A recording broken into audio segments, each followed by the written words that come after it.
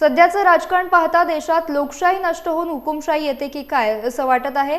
सत्ताधाऱ्यांवरील जनतेचा विश्वास उडालाय आणि महाराष्ट्रातील जनता या सत्ताधाऱ्यांना धडा शिकवेल अशा शब्दात अनंत गीतेंनी आपला संताप व्यक्त केलाय। ह्या सगळ्या गलिच्छ राजकारणामुळेच या देशातल्या जनतेला आता शंका वाटायला लागली आहे की या देशातली लोकशाही नष्ट होऊन या देशात हुकुमशाही येते की काय। आणि ते वातावरण ह्या असल्या गलिच्छ नीच हलकट राजकारणामुळेच या देशात निर्माण झाले आणि म्हणून जनतेचा विश्वास हा सत्ताधाऱ्यांवरचा उडायला लागलेला आहे।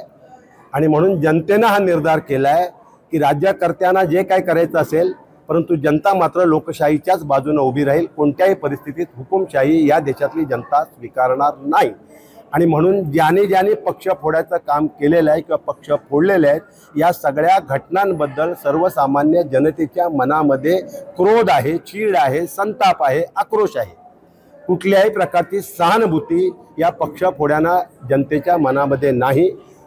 उलट ती सहानुभूती आज शिवसेनेचे पक्षप्रमुख उद्धव बाळासाहेब ठाकरे यांच्या पाठीशी आहे। आज ती सहानुभूती ज्येष्ठ नेते शरदचंद्र पवार साहेब यांच्या पाठीशी आहे।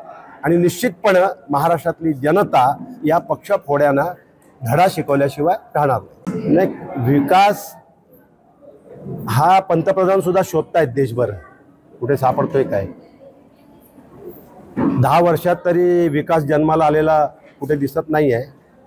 आणि देशाच्या पंतप्रधानांनीच हा मुद्दा सोडलेला आहे। ते आता विकासाच्या मुद्द्यावर नाही लढवत आहेत,